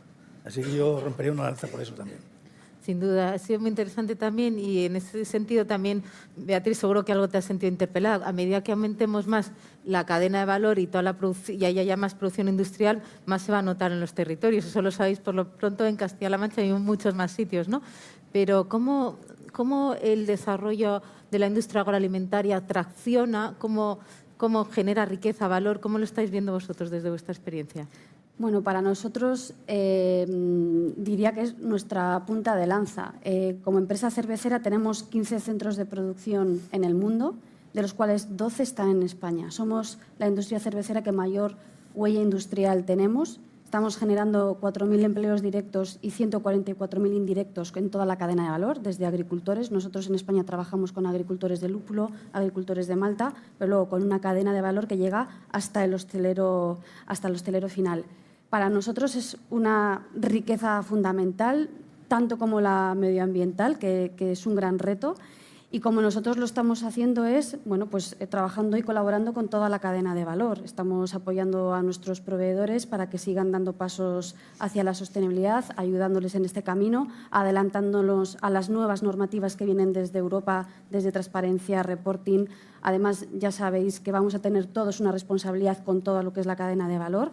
A mí eso me parece un reto increíble porque no solo tienes la presión de hacer tú las cosas bien, sino de traccionar a todos los proveedores. Pensad que nosotros ahora mismo tenemos 3.500 proveedores en la compañía, que estamos haciendo más del 90% de las compras a nivel local, se quedan en España, y que esto es una inversión de 1.000 millones de euros aproximadamente en compra local, con lo cual para nosotros tiene una relevancia fundamental y también una ventaja competitiva. No estamos deslocalizados, no estamos en otros sitios y para nosotros es bueno, pues nuestro buque insignia y nuestra manera de hacer negocio. Y ahí también apelo un poco a esta manera de hacer negocio serio, mirando a largo plazo, dejando una huella local importante y con una visión de legado futuro. De legado futuro es de la riqueza que estoy generando con todo lo que estoy haciendo aquí. Y ahí vamos a seguir trabajando en los próximos años. Pensad que también para nosotros va a ser clave apostar por la innovación y la transformación. Por ejemplo, en nuestro proceso de producción, uno de los subproductos que generamos es el bagazo. El bagazo lo utilizamos para alimento de ganado, pero ahora también le estamos dando la vuelta y estamos creando etiquetas, estamos creando pan de bagazo, o sea, estamos trabajando con emprendedores y con startups para conseguir una cadena de valor muchísimo más innovadora. Hay muchísimos proyectos dentro de la compañía abiertos. Tenemos un departamento de innovación abierta que trabaja en esta línea. Y bueno, pues son pequeños pasos que vamos a seguir dando, trabajando también con los agricultores. Por ejemplo, se hablaba de la agricultura regenerativa, estamos viendo diferentes posibilidades con todos ellos, con el objetivo también de hacerles más competitivos y de atraer nuevos talentos y nuevos conocimientos. Es un gran reto y para nosotros va a ser la hoja de ruta de los próximos años. Sí, ese poder tractor y transformador de todo el ecosistema es fantástico. Yo pensaba, José Luis, que el sector agroalimentario es mucho más y en vuestro caso, además, no solo genera riqueza como el puro sector agroalimentario, sino, por ejemplo, en el campo del turismo. Yo pensaba que Rioja genera esa atracción de turismo que va mucho más allá del valor que tiene como sector agroalimentario. ¿Cómo veis que se genera el valor del enoturismo? Cuéntanos un poco cómo lo estáis trabajando, que es otra fuente de riqueza más allá de la producción alimentaria. Efectivamente. Permíteme primero, claro, hablaba de la dimensión territorial que tiene Rioja, que va a la zaga de su liderazgo nacional e internacional, pero si nos detenemos en las personas, la región es prácticamente una gota en el océano. Estamos hablando de 340.000 habitantes en los 144 municipios que integran la denominación. Y si excluimos Logroño, que puede distorsionar un poco, que son algo más de 150.000, encontramos pues, prácticamente más de 50 pueblos que tienen menos de 200 habitantes. Y en ese sentido traigo a colación un estudio que publicó hace relativamente poco Analistas Financieros Internacionales, donde estudiaban la fijación de la población rural y comparaban aquellos municipios que tienen viñedo con los que no, y encontraban un diferencial de población en esos municipios. Evidentemente estamos hablando de un producto radicado, que no cabe deslocalizarse y en ese sentido encontraban una diferencia de prácticamente el 50% más de población en esos pueblos. De hecho, si hacemos foco en La Rioja, los municipios con viñedo en La Rioja han crecido en población, un 6% en las 2 últimas décadas, mientras que aquellos que no tienen viñedo han decrecido prácticamente un 10%, con lo cual ya hay un primer factor que explica y que materializa esa riqueza que nosotros queremos no solo preservar, sino multiplicar. Y en ese sentido, Rioja y todas las regiones hemos descubierto que lo mejor es abrir la ventana y mostrar en el gran escaparate eso que predicamos, ese territorio bendecido para el cultivo del viñedo, las gentes, la arquitectura, la gastronomía y todo el mundo, poniendo su granito de arena, hemos contribuido a que realmente todo el enoturismo, el ocio alrededor de las bodegas se ha convertido en un driver importante. Nosotros ciframos o estimamos que la facturación global S-Works del negocio puede rondar los 1.500 millones, donde el turismo ya tiene una parte importante, prácticamente la generación de 200 millones al año. Hay más de 200 bodegas que tienen abiertas sus puertas. Hemos recibido el año pasado prácticamente 900.000 visitas y somos ambiciosos en cuanto a las posibilidades que esto tiene, porque es el mejor vehículo para fidelizar, para, en definitiva, atraer al consumidor, que le ponga cara y ojos a ese producto que le hace disfrutar, viendo lo que hay detrás. Detrás de cada vino hay una historia, hay una familia, hay un enólogo, hay un proyecto, hay una ilusión, y en ese sentido trasciende mucho a lo que es materialmente el producto. Y esto lo aderezamos, y me voy a permitir una anécdota, porque me acordé el otro día, hacía tiempo que no la recordaba, con un concepto que me gustó mucho en dos profesores de la Universidad de Deusto, el profesor Gómez Bezares y el profesor Larreina, que escriben, hace ya también unos añitos, pero escriben un artículo para describir lo que ocurría en Rioja en torno al vino, entendiendo que podría ser un fenómeno peculiar, reproducible en alguna otra región, pero muy específico, ¿no? Primero analizaban el territorio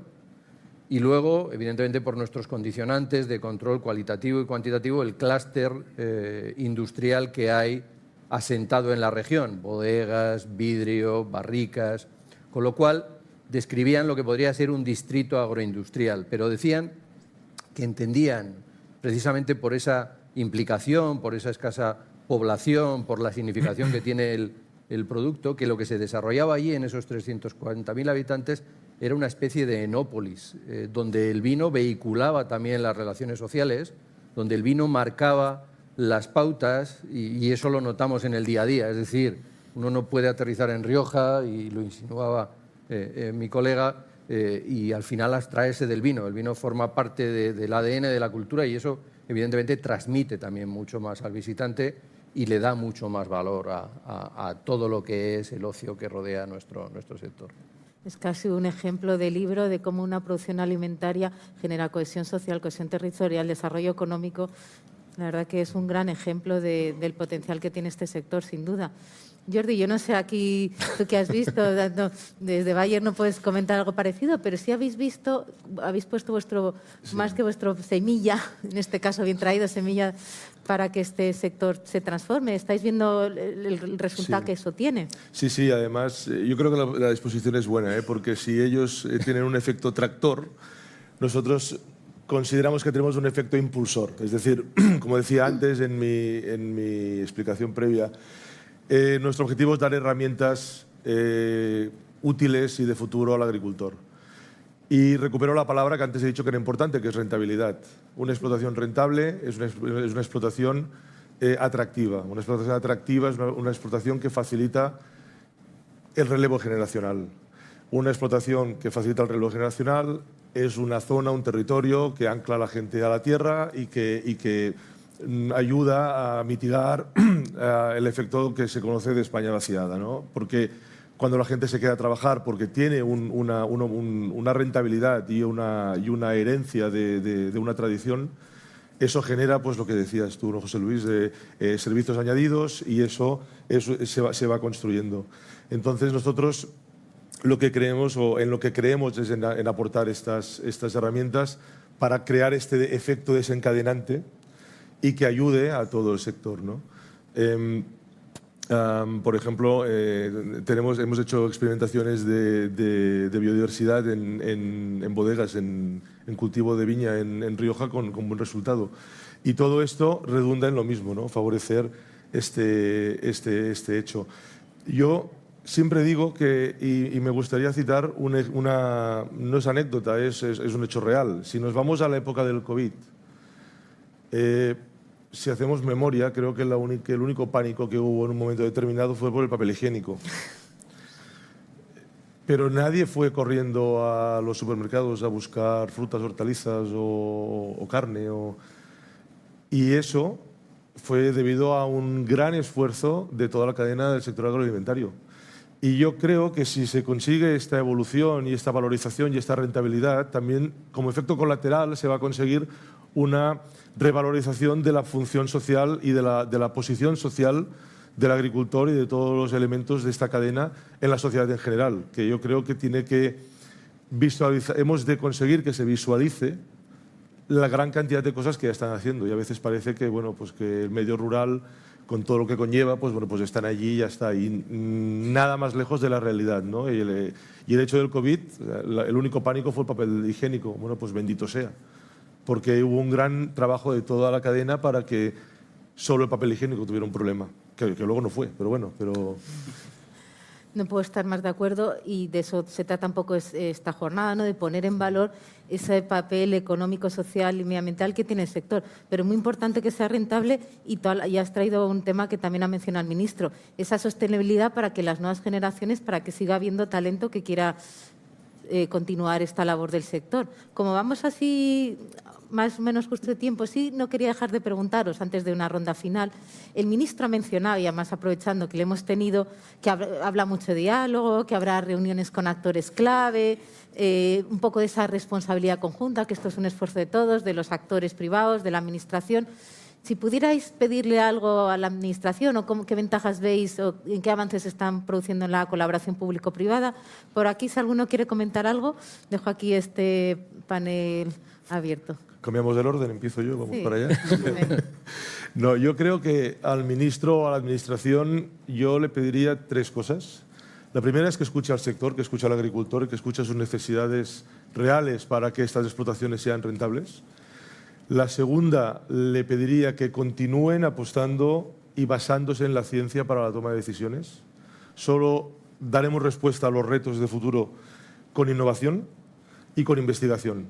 Y es importantísimo que la estructura que articule los posicionamientos de la administración sean basados en evidencia científica y en investigación.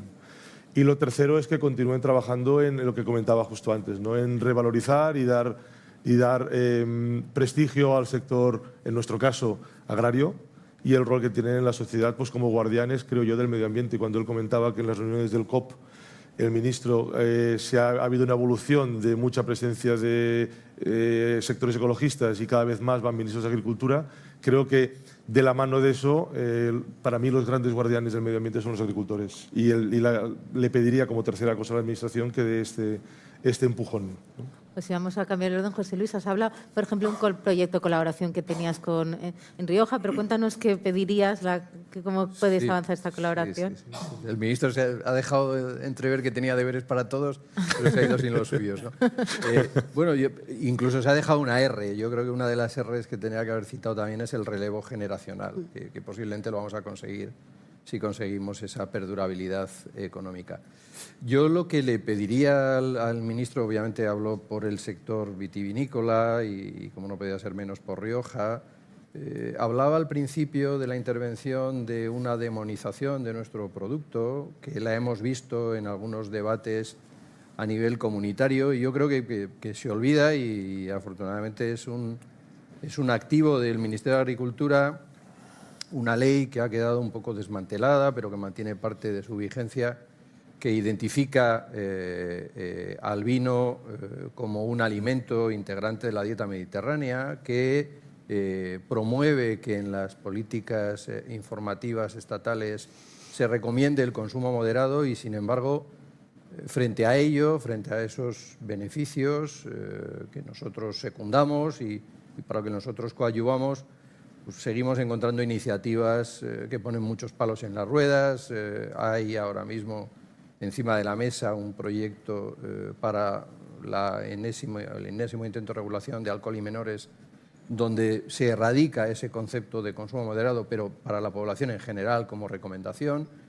Y entendemos que, por tanto, eso no es justo y, sobre todo, que no respeta el marco legal. Con lo cual, la primera demanda sería una sensibilidad, particularmente en nuestro ministerio, como decía Asís, para mi ministro, ese mensaje de sensibilidad y reivindicación de lo que representa nuestro producto y de un respeto al mismo. No queremos ninguna prebenda, pero tampoco ningún castigo gratuito. Y cuando hablo también del ámbito comunitario, hablo de debates que ha habido en torno al cáncer, de medidas que pretenden poner en tela de juicio el apoyo al vino, a la carne roja, etcétera.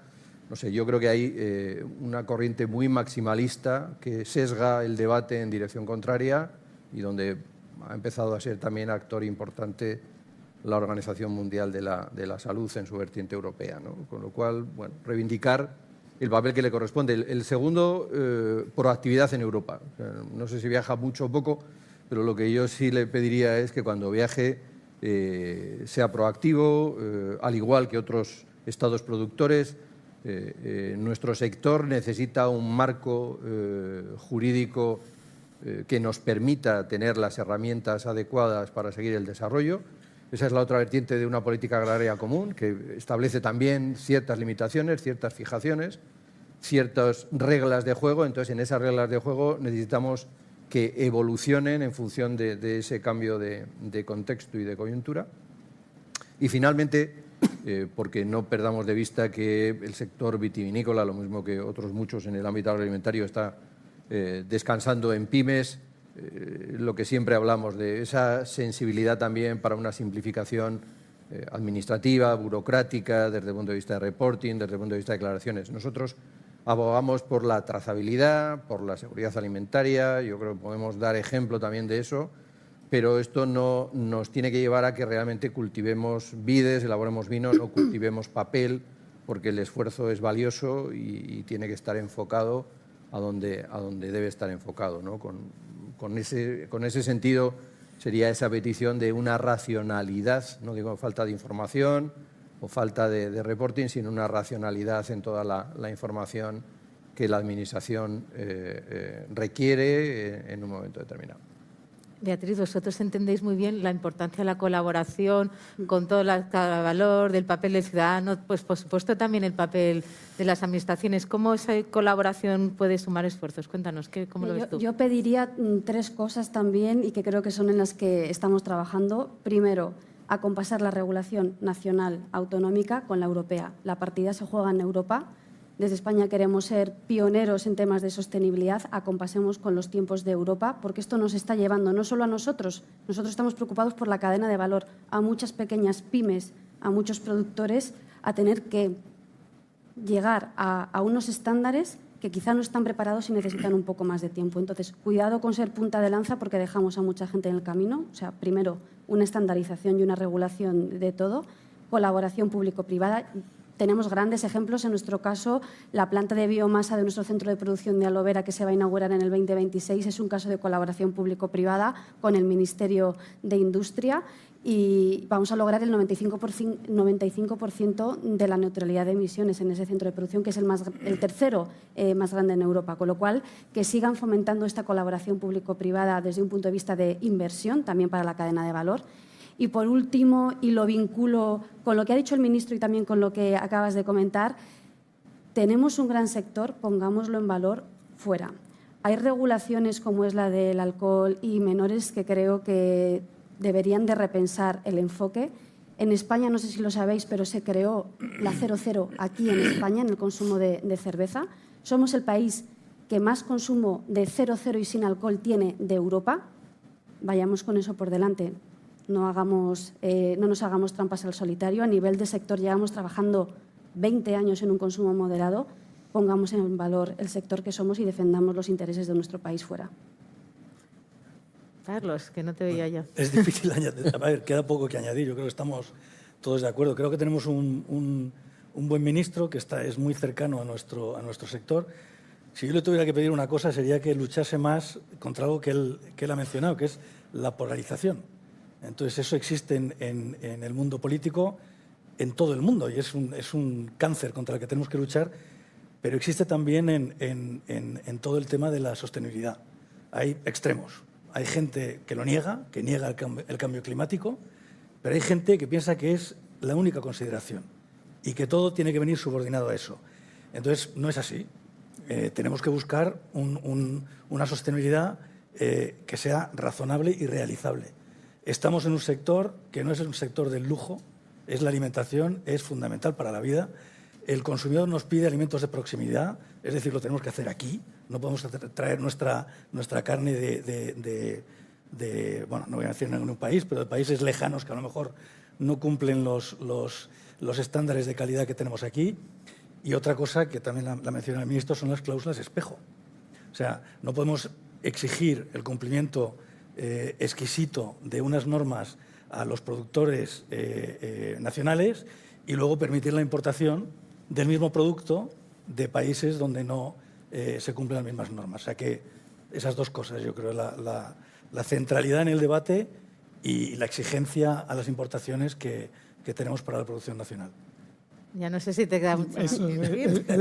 El ser el último ya está prácticamente todo dicho, pero bueno, por añadir algo. A mí me da la sensación, bueno, una de las principales funciones de la Administración es dictar normas, ¿no? Y tengo la sensación de que en Europa la mayor parte de las normas, y sobre todo las que afectan al sector alimentario, son más limitativas que facilitadoras. Y creo que no solo es un problema del sector agroalimentario, porque en el reciente informe Draghi era algo de lo que se resaltaba y que probablemente sea uno de los factores que haga que tanto China como Estados Unidos pues no estén adelantando por todos lados, porque creo que ellos pues son más en el otro sentido de facilitar las cosas, ¿no? Entonces yo creo que bueno, pues está muy bien que nos planteemos un objetivo, pero también hay que ayudar a que se puedan conseguir esos objetivos, ¿no? Y bueno, y os pongo un ejemplo que no tiene nada que ver con el sector agroalimentario, pero que le afecta también al sector agroalimentario. Ahora queremos descarbonizar la economía, queremos electrificar la economía, ¿no? Nosotros tenemos un plan para que el 100% de la energía que consumimos sea fotovoltaica, sea renovable, ¿no? Pues bueno, tenemos una planta terminada desde hace ya muchos meses y que todavía no hemos conseguido que nos la permitan conectar a la red para poder utilizar esa energía que estamos produciendo, ¿no? Y el otro factor importante también es que creo que bueno, para conseguir esos grandes retos que muchas veces suponen cierta transformación con lo que ya estamos haciendo, hace falta apoyar mucho más la innovación, ¿no? Y creo que aquí sí que es verdad que la colaboración público-privada es fundamental, porque bueno, pues creo que es bueno que organicemos el trabajo que estemos haciendo para no duplicar esfuerzos por un lado y por otro lado pues para poner más recursos donde sea necesario, ¿no? Pues como ya estamos, ha sido muy interesante, solo a modo de titular, ¿cómo veis el futuro? Con una frase para el sector agroalimentario. ¿Somos optimistas, no optimistas? Como un poco a modo de conclusión. Jordi. Somos claramente optimistas y para resumir rápido un titular, yo creo que ante los retos del futuro, yo creo que Bayer está dando ya soluciones de presente. José Luis. Bueno, netamente optimistas. Vamos a cumplir 100 años el año que viene. Esperamos seguir generando riqueza otros 100 años más y sobre todo pues, haciendo no solo marca región, sino marca España. Beatriz. 100% alineado optimismo y sobre todo un momento de transformación apasionante para el sector también. No, yo optimista 100%. O sea, los cambios son un reto y vencer esos retos es el ADN de una empresa. O sea que 100% optimista. Yo totalmente optimista, nada más que viendo la transformación que ha experimentado este país en los últimos 30 años, que ha sido espectacular. Y bueno, tomar una idea que ha dicho antes el ministro, y es que además de tener capacidad para producir muchos alimentos, yo creo que deberíamos de aspirar a también generar mucha tecnología para que otros puedan producir alimentos. A mí me gustaría ser el Apple de la alimentación, que seamos capaces de generar tecnología, facilitársela a otros países y luego comercializar el producto que ellos produzcan. Y pues con estas conclusiones finales y con ese deseo damos por cerrada esta jornada. Muchísimas gracias. A ti. Gracias. Ha sido un placer. Despedimos esta edición de los encuentros digitales de Europa Press invitando a todos nuestros oyentes a descubrir el resto de episodios de este podcast, así como los del resto de programas de nuestra red a través de europapress.es/podcast. Recuerda que todos ellos están disponibles en las principales plataformas de podcasting.